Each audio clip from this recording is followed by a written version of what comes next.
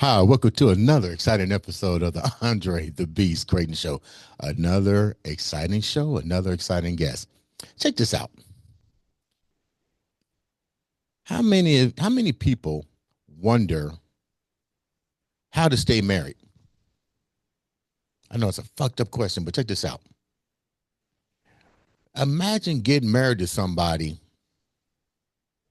and who you thought you was married to, what you thought you was marrying wasn't exactly all it was cracked up to be. But you still love that person, he or she, and you're trying to figure out how to make it work. Let me be the first to say sometimes it doesn't work. And today we have a young lady, beautiful young lady, who's gonna take us down that road on, let me use this word correctly. How to how let me get this right. Fix your freaking marriage. Yes. The book, the author, the one, the only, Dr. Jennifer Bellingrodt to the show. What's up, baby girl? I am doing great. I'm excited to be here. Thank you for having me. This is fun. Fix your freaking marriage. Yes, there are a lot of busted marriages out there. Can it be fixed? That's the question before we get started. Can it be fixed? Absolutely. And that's one of the most common questions I get at the outset is it worth it? Can it be fixed? I'm all about a cost benefit analysis. So, yeah, we're going to walk through that, make sure that there's something there to fix, Mhm. and then we're off to the races. We got a lot of work to do. But it's a lot of work. It is work. Yeah. Nobody said it would be easy. Hmm. That reminds me of a story, which you're going to talk about in a minute. But first, let's give you some praise here. Military. Yes, 4 years active duty in the Army, still in the individual ready reserve. So technically, they could call me up at any point. But 4 years active duty, some of the best years of my life in Arizona down at Fort Huachuca. Hmm. So much fun, best shape of my life. Everything had a blast. You said Yes, best shape of your life, so that's telling me you're not running those calisthenics anymore. not so much. I'm trying. I'm trying for 2025. I'll tell you. It Okay. ain't easy though at this age. 20 years plus As a and as a psychologist, yeah. psychologist. Wow. Specializing in couples. And this is what I find so intriguing. We're gonna have a part two to this. We're gonna have you come back. I love it. Personality disorder. Yes, sir. Been there, done that, and I know the effects that has. But more importantly, I didn't even think about it. The effects that it can have in a marriage, and more importantly, the ideal of not knowing if you ever been diagnosed Yeah. before you get in a relationship or before you get married, and the effects that it has. But that's part two of our journey. Love it. I'm Before down. we get started, tell the viewers a little bit about you. Well, my name's Jennifer Bellingrodt. I currently live in Arizona. I'm from Texas, 30 miles southwest of Houston. I grew up. The Army brought me to Arizona, and I stayed because it's freaking beautiful here. So met my husband in a bar in Waco. We were both at Baylor University, and Waco. a lot of bar romances don't work. This one did. He did the right things, didn't play the stupid games. So we got hitched, married for 23 years just a few days ago, and Congratulations. did 4 years active duty as a psychologist in the Army, got out, went into private practice, and still doing it to this day. I'm gonna die in this chair. I'm pretty certain. Waco, man. Outside of Baylor, the only thing you know about Waco is that that religious guy. I forgot his name. David Koresh and the David Branch Koresh. Davidians. Yes, Holy yes. crap. Were you living there during that time? I was not, thankfully. I came along after that. And now it's a whole different thing with Chip and Joanna Gaines and Magnolia, and Waco is a whole different place. It's grown exponentially since we were there, actually. Wow. Very different. So let's get right down to the point. The book, Fix Your Freaking Marriage. You've been Yeah, married, congratulations, 23 years. thank you. Evidently, you know what you're talking about But let's get right down to it. You wrote a book, so you had to fix you believe there's a way to fix this um a person's marriage. How was that so? So let's use certain without giving away your book because I want people to read the book. So we're not gonna get all deep into it because then you won't buy the book. Yeah. So let's just use some tell me a situation that we as individuals would say there's no freaking way you're going to fix this marriage. Give me an example. Give me at least three examples that are common with people that you see that also resonates to the book. So the first part of the book details 11 reasons that marriages generally don't work. And these are all related to some form of immaturity. I mean, the line across the top of the book basically says the distance between where you are now and the marriage of your dreams is only as wide as your immaturity. So listen, any two people can get along if they want to. Mhm. If they don't, it's because one or both of them are immature. So we go into looking at those 11 reasons, and there are more, but 11 reasons marriages don't work. One of the most challenging, because I also specialize in personality disorders, I will tell you that some of the most challenging marriages involve one or both people having some form of a personality disorder. And there are certain personality disorders that like to end up together. They're drawn to one another for various reasons. That's a whole separate book. But that's probably the most challenging situation is when one or both people have a personality disorder. Is that, I didn't mean to cut you off. Let's go back a And minute because that made sense. They say opposites attract. We're living in a world now where vibrational frequency is the topic. Put out positive vibe, get positive back. But you're telling me something a little bit different. So does that mean like someone with abandonment issues will attract somebody that has validation issues? Or give me an example of the two that are drawn together without going deep. that's the gist of it, honestly, what you just said. So, what I see the most common is a tendency for people with borderline personality disorder to end up with people with narcissistic personality disorder. Now, they don't necessarily have to be full blown, everything works on a continuum. Right. But a lot of times people with borderline personality disorder are very emotionally reactive and emotionally sensitive, and they'll hook up with someone with narcissism because that person will often be the emotional container for the relationship. And Wow. so they feed them, and then the person with BPD feeds the narcissist's ego. Now, this is not 100%, it's not a one for one, not always true by any stretch, Mm-hmm. but that's one example. Another example where there are challenges is when people get into relationships for the wrong reason. So they have abandonment issues, or they have their own insecurities, and they glom on to the first person who pays them attention.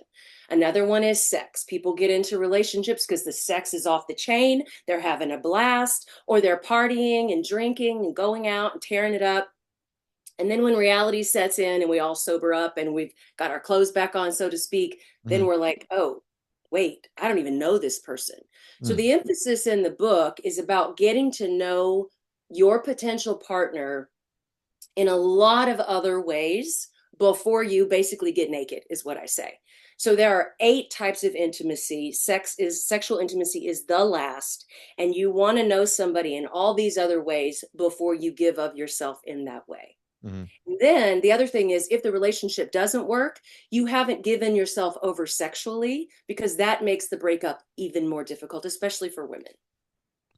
But it's kind of funny. More women now are wanting to just have sex. They don't want the attachment.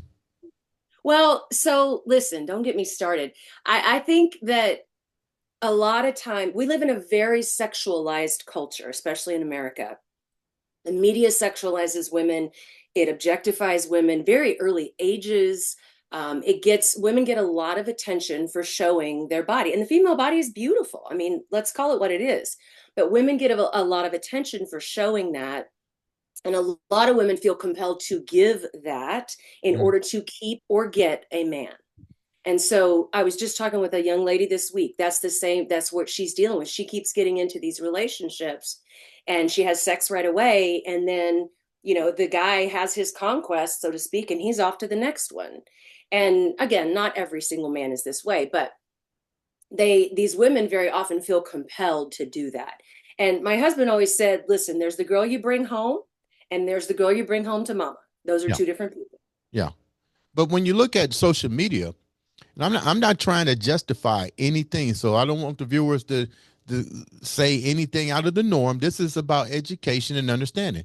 Sure. I see more women wanting to be validated on social media, and it's stripped out. It's more older women that's half naked, panties, bras, half naked, see through. I mean, so how can you even get to those levels of marriage anyway? Nobody even talks about marriage. It's more now with the digital blueprint, the girl next door, MFL, and fans only. Um, we've had some fans only on the thing. We won't even air their content because it's almost like degrading to listen to the story. They just do it for the money. So then you ask yourself, you wrote a book, Fix the Fucking Marriage. I mean, the freaking marriage. I mean, let's get real, Doc. Nobody's talking about marriage. There's no values anymore. I Yes. mean, you look at social media, I don't hardly ever see a woman on there that's fully clothed, looking professional, looking like the Lever the Beaver mom or something that we in society are portrayed supposed to be portraying. I don't see that. Right. Sex sells. That's the gist of it. I mean, if you go on my social media, Mhm. you will not see any of that. You will see fully clothed. I'm talking professional. I'm educating people. I'm a helper, right? So I have a different social media profile. But what's funny and not at the same time, disturbing at the same time, there are people who reach out to me and actually, they don't even reach out privately. They post it in the feed. Hey, you got OnlyFans? Yeah. What? I'm sitting here as a psychologist of over 20 years, married for longer than that, two kids, and you want to know if I have OnlyFans? Get off my page. What But are how you do you doing? how do you how do you compete in your profession with this kind of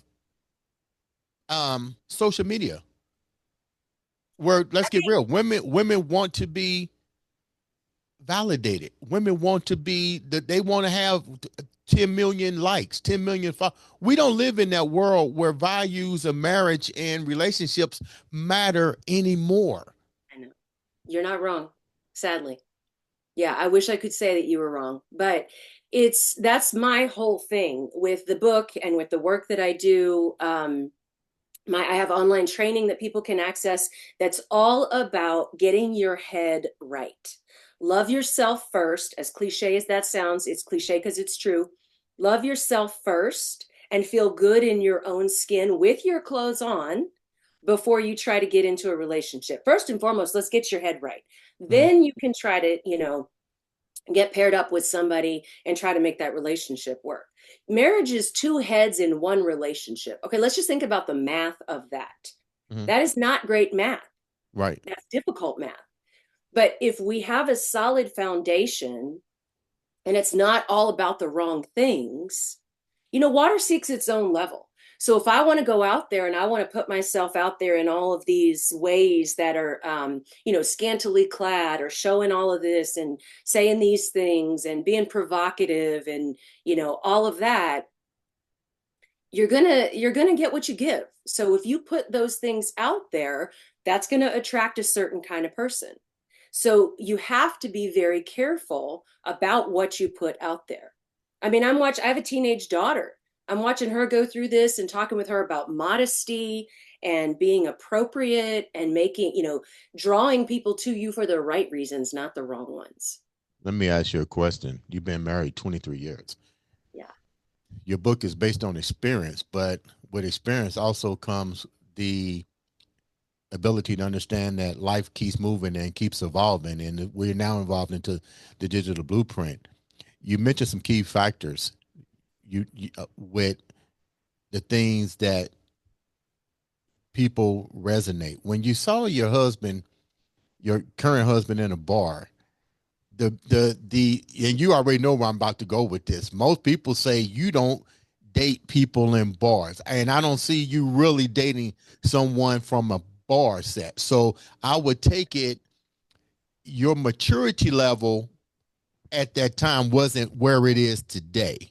So to go back, you met him in the bar. What did you find interested in him? Because you mentioned some key things. You mentioned some things that deal with personality. What was it that made you decide that you wanted to marry him? And was it an easy transition as you got older? What did you see personality wise with both of you that you had to straighten out? Was he willing to accept what you saw in him, and were you willing to accept what you saw him to get to where you at? Because once again, you wasn't at that level then as you are now. Yeah, fair question. So yeah, I was in my 20s back then. um, and it was a country and western bar, so he asked me to dance. That's where it started. That's where it And starts.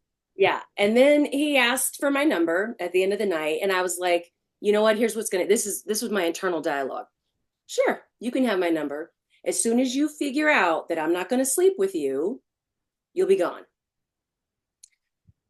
By God's grace, he stuck around when that didn't happen. And he also didn't play any games. That whole wait 3 days before you call her, that's just a bunch of BS. I don't buy into that. So Mm. I wanted someone who broke the mold. He didn't play the games. He was polite. He was self assured without being cocky or arrogant. He was respectful. Just basic characteristics and just really getting to know each other. We spent a lot of time together in the beginning, just getting to know each other. And that, over time, yeah, we change. We're different people. We grow. We were in our 20s. Obviously, this is, several years later, decades later. And we've learned some things along the way. We've learned about, the power differential and who's responsible for what. And really, whatever it is, again, if you have the maturity or you can learn it, then you can talk about whatever that is. Raising kids, what are we doing with our money? What are we doing with our faith, our spirituality? What are those beliefs? What do we enjoy doing together? As you evolve as people, which we should be growing and changing and evolving until we die. If you're Mhm. not growing and changing and bettering yourself, you're already dead as far as I'm concerned. So that should be happening, but you have to be able to talk about it as you go. Hey, I don't love it when you do this. Or, hey, when this happens, this is how it impacts me. Can we talk about that? Mm. So it's all about being mature in terms of knowing how to speak to each other or being willing to learn how to speak to each other. Now let's take And the just, people down a realistic viewpoint because I share with you my therapist is one of the Steve Cooper and Dr. Ross Santa Maria is two of the greatest therapists I've ever worked with. And the one thing I remember telling him was, I need to know you need to be art. You got to have just as much authenticity with me as you expect me to give to you. Mhm. So you wrote a book,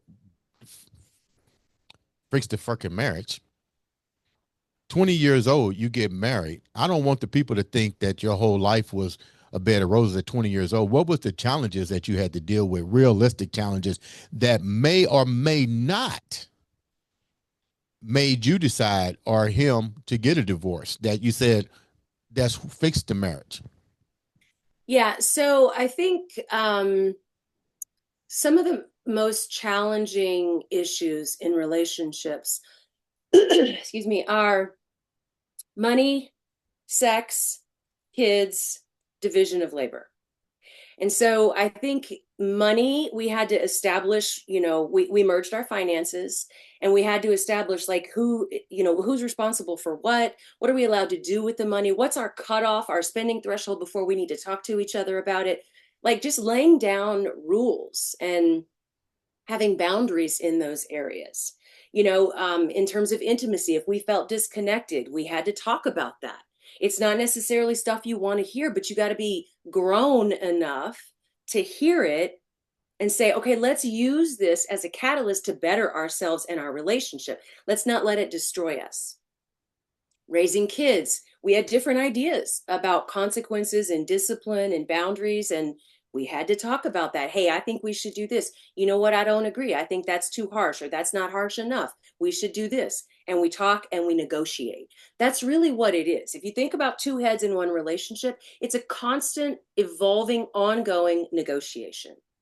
And it should be a compromise. So no person should have to sacrifice all the time, right? And so I think we knew that going in, and we loved each other enough that whatever it was that came up, how to deal with family, how to set boundaries with family, the kids, the money, all of those things, we agreed that we were going to talk about it.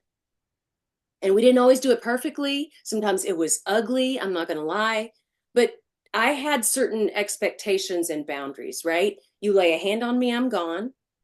You cheat on me, it's questionable whether I'm going to stick around or not. Sometimes marriages can repair, sometimes they can't. Mm-hmm. Like, let's be clear about what the rules and expectations are to start with. Mm-hmm. And then as stuff comes up, stuff hits the fan, we're going to talk about it. We're not just going to throw in the towel. We have a covenant marriage. We believe in the institution of marriage.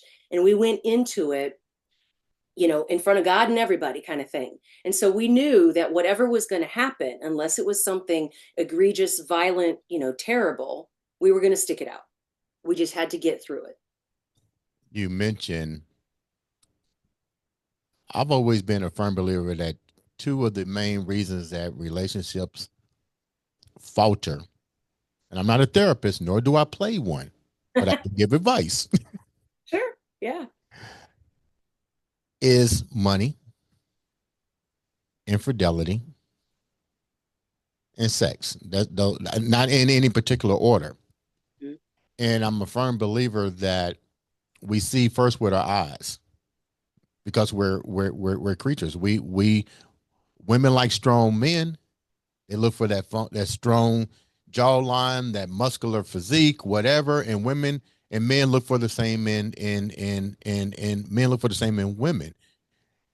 Communication has always, in my viewpoint, been the biggest catalyst because the communication is never there. It usually goes from the eyes to the bedroom to not even, like you said, understanding. How do you get past this? Because it's communication skills and relationship skills. It's not something that's taught in school. It's a learned behavior that's usually taught by what you see, what your friends tell you, and what you see on television. Mm-hmm.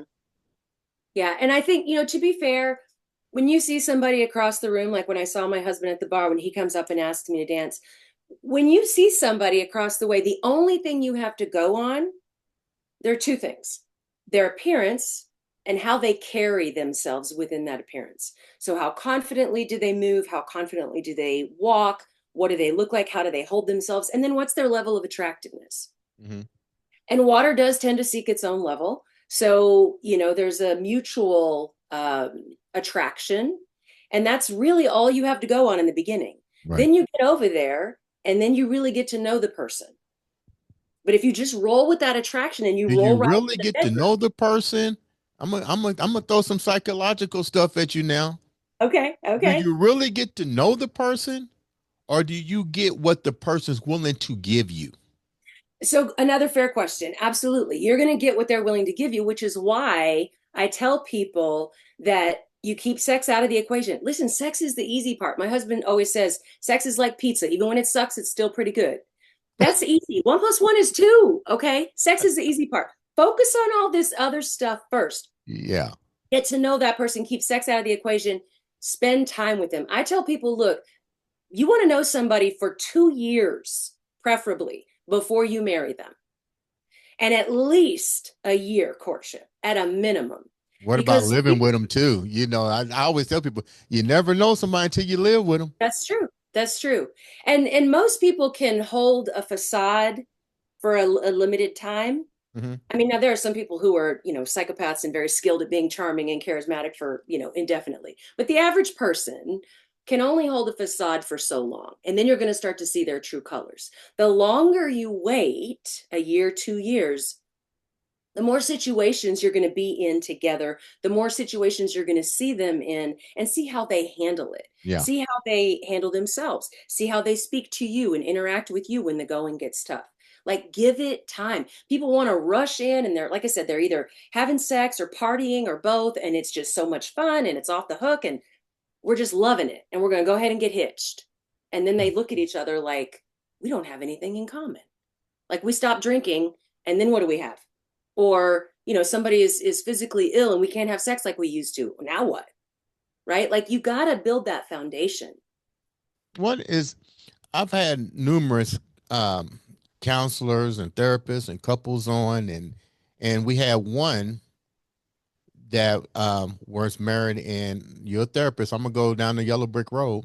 I know many couples have done this, the swingers club, the pineapples and the Yeah. apples and all this crazy stuff to wind up. When I interviewed them, I asked them, what was the end game? What did you get out of this when it was all said and done? No more than a breakup marriage and you guys hate each other. What's your take on that, therapist? Uh, Open Doctor? marriage. No, no. What's your take on that, doctor? So open marriages don't work. Y'all can hate me. Your listeners can hate me. Open marriages do not work. Polyamorous relationships do not work in the long run. Again, it's one of those things, people are having fun, it's exciting, whatever. First of all, I don't think we should share our partner. Like I said, I married this man under a covenant. He is mine, I am his. Mm-hmm. I don't share. I can share a lot of things. My spouse is not one of them. And so a lot of people think they can, and whatever, to each his own, no judgment, but we aren't built for that. We are built for relationship and connection. And we have a limited amount of attention and focus and concentration that we can give one person. Well, Some, what would you say about the people that do this? And I'm not a therapist, like I said, but there are some people that I've come across. It's it's um it's like a 9 to 5. This is their life, and it works for them. So, but you're saying that we're not built to do that, but some people will beg to differ. I mean, is there a scientific research showing that, hey, that can work for that particular individual and that may not work for this other individual? I mean, I think that's true of anything. It's romance and sexual relationships fall on a continuum, just like most things in life. But in the long term, Mm-hmm. it doesn't work. I mean, I've been doing this for a couple decades now. I've seen it countless times. Yeah. Somebody always catches feelings, right? And a lot of times, what's interesting is the people who often will go into these relationships have certain personalities. And again, probably another discussion, but they have certain personalities. And then they get it, they think, oh, it's fun, it's exciting, it's wonderful. They get into it. And then their partner shows attention and affection and Mm, is sleeping with somebody else. And they're like, well, wait a minute. This doesn't feel that great. mm. Do you like her more than you like me? Is he I- better than I am? Like, yeah. somebody always catches feelings. It's funny you said that because that was the same question that I shared with them. I said, "What you gonna have? What you gonna do when you catch feelings?" It'll never happen. Well, it did, and boom, whole relationship. And they was on social media just crying. I'm like, what did you really think was gonna happen? Exactly. Yeah. Again, what are the expectations? If we're going to try this polyamorous thing, like, what are the expectations? The problem is you can't plan for all the feelings that you might have. Right. Either you catch feelings for someone or you get up in your feelings because you don't like the way it's going with your spouse and this other person or these multiple other people. What are some of the things? What are some of the things that you hear from women? And the reason why I'm going with this, it's funny. I've seen more women getting involved in the MLF clubs, and all these other things to get validation.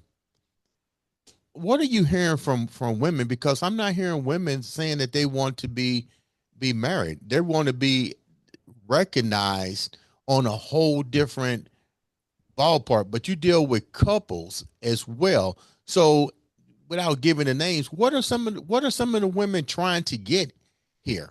Because even you got women, like you said, somebody reached out to you to be OnlyFans. We seen more women that are married that have with great husbands, great family that are over here, and I'm thinking, well, what just happened? Is the husband validating it behind the scenes? What's your take on that? Well, ours is a very attention seeking culture. So sex sells, sensationalism sells. You see it in the news, you see it on the media, on social media, it's everywhere. And so there's a lot of attention and validation that people get for looking and behaving and portraying themselves in a certain way. And I think, when you're in your 20s, excuse me, it's a very different situation than when you're in your 40s and 50s and 60s and beyond. And so I think a lot of women in their later years are looking at these young girls getting, all this attention on social media. They've got millions of followers. A lot of them are making money. A lot of them are social media millionaires. They're getting all of this attention. Well, when you've been married to someone for a couple decades, that person is not necessarily going to be giving you that level of attention that you could get if you go and show some cleavage on social media. I mean, let's be honest. Mm-hmm. Like, marriage is for the long haul. It's not going to be a constant, it's all about me show, right? But some people have so much insecurity that they need that validation. And this comes from their own childhood issues and, way back, you got to unpack that stuff. But there's that strong need for attention and validation. And then somebody else gives it to them. Even if they have a loving husband and a good family life, somebody gives them that attention that they see these other girls getting, they're going to sign up for that if they don't get their minds right. You got to get your head right. You got to make it so that that kind of stuff is not going to be alluring to you. Now, we do in relationships need to validate each other, reinforce each other, compliment each other. That's all in the book about how to keep that going in your marriage, because you do need to do that. I still tell my husband when he looks really handsome, or wow, you smell good, or you did such a great job with this. And same thing, like, we've got to give each other that. But there are some people who are just, it's almost like a black hole. It's like a bottomless pit inside them. There's not enough attention and validation in the world. And that's because they have these insecurities that they have to fix. Let me It's let not me going to change. let me man, we can really go deep. This might be a longer episode than what I expected it to be. Um, so we're talking about fix the freaking marriage. What's your take on you never we said something. We mentioned the bar situation. Your husband gave you what you wanted to hear. Then as you guys matured and evolved, you learned out different. And I'm pretty sure you probably said, well, that's not what you said when we first met. And he goes, well, what do you mean? Well, I remember you saying this and saying that. So let's go back to something that I'm a firm believer of based on my own experience and Okay. my own therapy work, which I am proud that I deal with therapists. It makes me sharper to deal with people too, matter of fact. So let me go here. We got DNA, ancestry.com. We got all these things that know our genetic pool. How important is for people to know your partner's behavior patterns prior to going into a relationship? And the reason I say this is this. My hat goes off to my therapist, Steve Cooper, because I first have to recognize what my childhood traumas are. What do I do with my childhood traumas? What does all that mean? Because I believe first you have to know yourself. I know my ancestrage. I need to know my DNA as far as emotional stability. Once I understood my childhood traumas, I learned how to fix those and navigate those. But I remember telling him this. I want to know about other traumas that I may not have, that other people may inflict on me, because he shared with me, said, Dre, As a personal trainer, you deal with different personalities every single day and you know how to navigate them. But I don't go home with them. You know what I'm saying? I don't Sure. go home with them. But in a relationship aspect, it would be good for me to know if I'm dealing with a woman who has narcissistic personality disorder, if she has anger management problems, if she has abandonment issues, if she needs validation. This gives me, if I know your blueprint, let's call it what it is, your DNA blueprint, emotional childhood blueprint, I can now ask myself, after recognizing my own, he or she or whatever, I'm talking to individuals. Once I know mine, then if I know these other blueprints, now I have the ability to ask myself, do I want this in my space? And more Yes. importantly, am I emotionally equipped to handle someone who needs validation? Am I emotional equipped to deal with somebody that has anger management? And more importantly, to make sure that it cross that if I'm attracting it or it comes to, because we can't pick who we love, but we damn sure need to know the emotional blueprint of childhood trauma to know if I'm able to uh, um uh if I'm able to handle it. Does that make any sense what I'm trying to say? Absolutely. I think that's totally fair. I think, and that goes back to my whole point. Keep your clothes on and figure that stuff out. Like let's call it what it is. Get to know the person. The more time you spend with them, that's why I said 2 year courtship, minimum 1 year.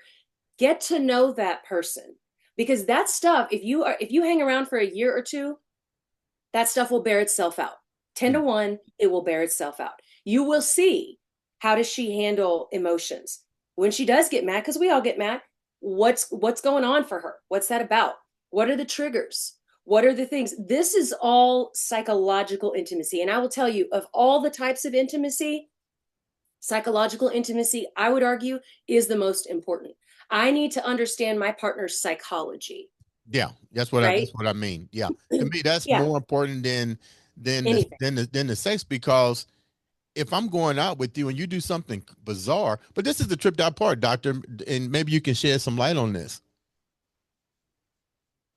Therapy is a taboo subject for anybody. And more importantly, when we don't recognize we even have issues. So how do you, if you had to write a prescription for marriage, I know they say go to the pastor. Get real. I'm not going to the pastor. I would rather for you go see, Dr. Jennifer first. Let me get a profile of your head first.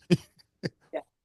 Why do you think that people aren't asking for a psychological profile of their mate? Is that intrusive to ask? I mean, you can ask for a prenup. What's your take on that? I mean, should there be a law saying before you get married, to avoid the you can fix the freaking marriage before it even gets there, you need to do a psychological profile. What's your take?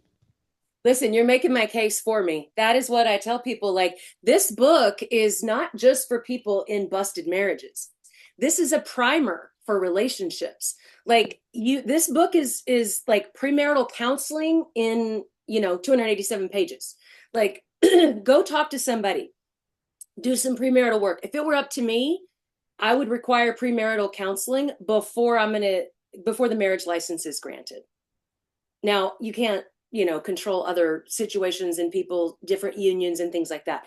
But I think that there should be premarital counseling because, like I said, I detailed 11 reasons marriages don't work because people don't see these things.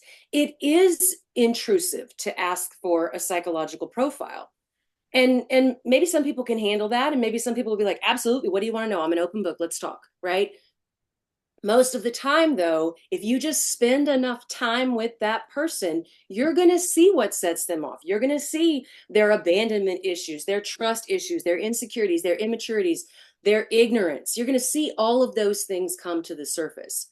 For whatever reason, there is still a strong stigma associated with mental health treatment. There Mm, is. I've been doing this for over 2 decades. I have seen it improve. mhm. Thank God I have seen it improve, but it is still out there. What do you mean And there when are you say people you've seen like it you. improve?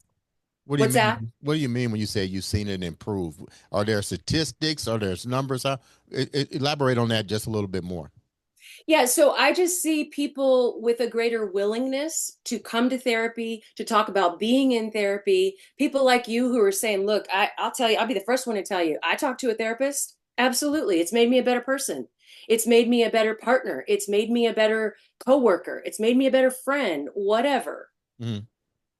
There's more of a willingness for people to come into therapy, and more men. Actually, women are far more likely to go to therapy just by the numbers. What? Women, I mean, I'm sorry, men are becoming more likely to go to therapy, which Okay. is, I mean, makes me so happy. Okay. I'm letting you finish. I'm tickled with that. I like to see men going to therapy. Are they going to Yeah. therapy because are they going to therapy? Are more men going to therapy because they want a relationship or they feel they're not bringing something to the relationship? Why do you see more men coming to therapy now? Well, a lot of times, to be fair, a lot of times in the marriage work that I do, the wife reaches out to me first, and she says, "I want to work on me." And also my marriage is busted. So we start working on her, and then her husband, if her husband is willing to join her, it's because he has at least some modicum of insight that, hey, maybe I'm part of the problem. Hmm. If the men who think that the women are all the problem, they're too emotional or whatever, those men aren't going to come in. But those men have their own issues and another, separate discussion. Mm. But a lot of times, that's how that's how I see more men is the women come first, they pave the way, and then the husbands will come to us. I say, look, just tell them to come to one session with me. They Mm. come to a session, they realize I'm not Lucifer in human form. They realize I'm not trying to gang up on them. This isn't like, a hate fest. They realize it's not that tragic, and then they're willing to engage in marriage therapy. It's How, it's challenging. how difficult, I'm speaking from my own experience, how difficult is it for the parties to accept accountability? Especially, you brought up a key subject because this is usually how it happens, just like you just said. The woman starts the ball rolling, the man follows, then it becomes a bicker with trying to figure out which side the therapist is going to go on. The therapist has to train the two individuals to see the bigger picture. Once the bigger picture becomes clear, how often does the one party or both begin to disassociate with it? And the reason I'm saying this because I'm speaking from experience. Mhm. Once my eyes were open to what this whole situation was, the one who initiated didn't like what was being said and walked away from the thing. And I remember the therapist said off the record, they will continue to do what they normally have done. What's your take on that? Yeah, history has a tendency to repeat itself unless you actively do something to change its course.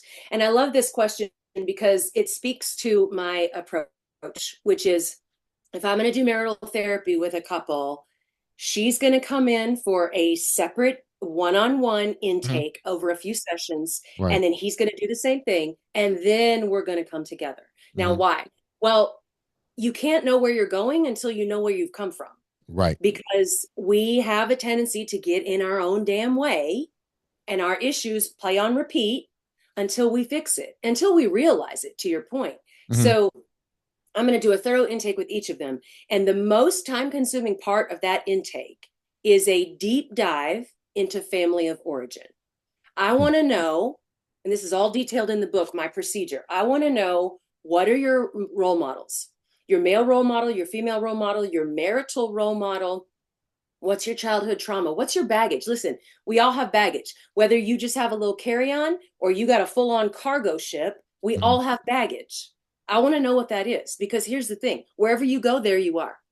Mm. So you're going to roll up into this relationship. You're going to roll up into 25 relationships. Same stuff, different day. You got to get your head right. You got to understand what you come from and how it influences your dynamic in relationships, because it does, whether you want it to or not. So that deep dive into family of origin is crucial. Yeah, but most people come from dysfunctional origins. Oh, sure. My Yeah, no. father was not there. My mom was was taken from at a young age. There was no real role model. So when you're talking, I get it. You got to go back to those origins. But when the origins of individuals is met with so much tragedy along life's past and very few resources of or the word hope is in that landmark, and you're looking to reconstruct hope through the visions of the institution of marriage, that is highly unlikely to even work, even in today's society when everybody is filled with that type of collateral damage. So how do you repair that if you're coming into a situation from collateral damage? Your mind is already formed because you're an adult or semi-adult. I guess if you're a semi-adult in your 20s, you can recraft that genetic blueprint. But as you get older, that's hard to defragment that way of thinking with all that collateral damage. What's your thoughts on that, doctor? Yes, absolutely. We normal is what you know, right? So what you grow up with is your normal. Right. And not always is that conducive to healthy relationships or interactions with other people. So people who don't have a particular role model, some people have neither male or female role model. Right. They have to learn how that affects them in relationships. And a lot of times it's related to feelings of abandonment or fear, anxiety, discomfort, insecurity, which makes sense, right? If you're Mhm. missing that important element of your life, you're going to struggle. Like, this is just Right. human nature, right? It takes two people to make a baby. So we prefer that both people are involved in the equation. Right. Now, that isn't always the case. And there are single parents and they do a great job and people turn out just fine. But at the same time, that can influence a person. And so the deep dive goes into family of origin, brings all of that stuff to the surface. And then it's my job to say, hey, look, here's how you're in your own way. Here's how what happened to you over here is making you behave this way. So, for example, let's say that a person grows up in a family where mom is very emotionally reactive. Dad is not necessarily emotionally available. Mom escalates, ups the ante, trying to get a reaction out of him. She very often, let's say, throws around the D word, divorce. Hmm. And so this child is growing up watching this, and maybe the parents actually stay together, but divorce is on repeat in her coming out of her mouth. Hmm. Well, then every time this guy gets into a relationship and his, let's say, wife, girlfriend, partner, whatever, is getting escalated, getting upset, he fears, because of these old patterns, even though she's a different person, he fears history's going to repeat itself. I got you. And so before she has a chance to even say anything, divorce, whatever, even if she wasn't going to, he's going to start throwing that out there. He's going to start threatening divorce every time there's a fight, Mm. because that's what he's used to seeing. And it's kind of one of those situations where I'll be damned if that's going to happen to me, so I'm going to do it different. But I'm going to do it really messed up. That's the problem. I think most people are 56 doing that. I call it retroactive personality disorder, where they where they keep putting it on repeat and almost like I'm gonna hit you with the punches before you're able to hit me with the punch. Um, Exactly. before we wrap up, we're definitely gonna have you come back and we're gonna do another episode about personality disorder. Not only the detriment that it has among the individual that has it or been diagnosed with it. But we're also going to talk about the collateral damage that it can have on families and relationships as well. You're going to come back and share that with us on another episode. I But love it. to wrap up this part right here with um, Fix Your Freaking Marriage, you felt there's a need for this. So I do believe that you feel there is hope in doing this if they follow the tools and guidelines that you have. But it's not 100% because you never know what baggage you're going to bring to the contractor, which is you, to get Yeah. it done. But you can't help. Let ask the viewers, how can they get the book? How can they reach out to you? The viewers that are listening that want to fix their marriage. And I'm not saying to walk away from your marriage. I'm a firm believer. Fix it. If there's tools and resources out there, then you know what, do it. If your taxes is fucked up, you'll call the tax people to get debt relief and all this. Here's a lady that giving you the tools, that's showing you how to do it. She's been married for, let me Over get it 20 right, years. 32 years. 23. Yeah. 23. So I'm giving you extra. I'm throwing it I out love it. there extra. I love How it. can the viewers reach out to you? Well, you can find the book, Fix Your Freaking Marriage, Practical Tips to Just Start Somewhere. It's on Amazon. Just type in Fix Your Freaking Marriage. It'll come up. It's the only book by that title.